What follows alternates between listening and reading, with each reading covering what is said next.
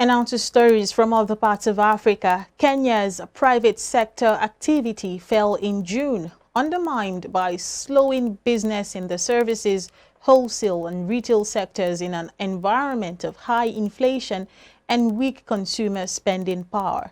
The Stanbic Bank Kenya Purchasing Managers Index fell to 47.8 in June from 49.4 a month earlier.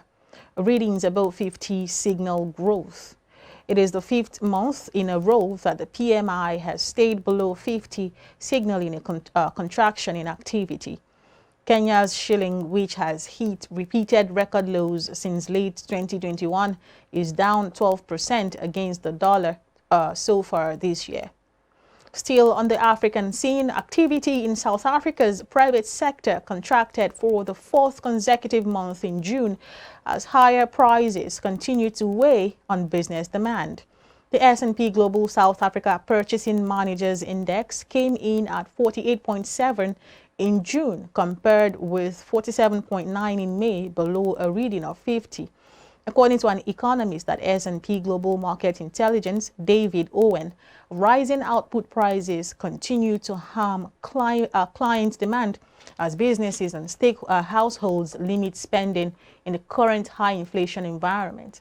However, lower levels of electricity caught by state power utility Eskom and a reduction in shipping delays meant supply chains improved for the first time since 2019.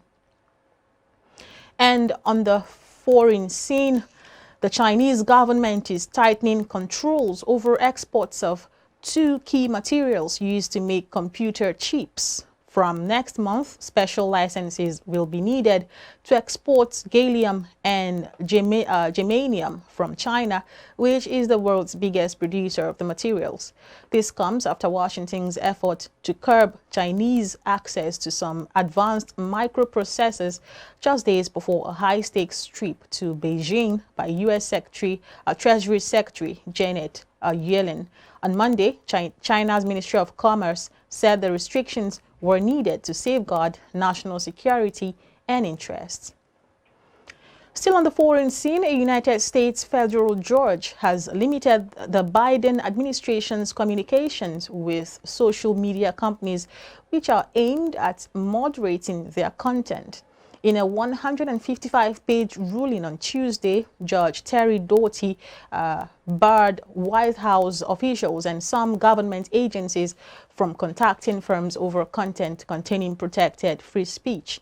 While this is a victory for Republicans who have accused officials of censorship, Democrats say the platforms have failed to address misinformation. The case was one of the most closely watched First Amendment battles in the United States courts, sparking a debate over the government's role in moderating content which it deemed to be false or harmful. The White House said the U.S. Department of Justice was reviewing the ruling and deciding on its next steps. And that is the much we have for you on Business Now at this hour. We will be back in just a moment for News Now. Please stay with us.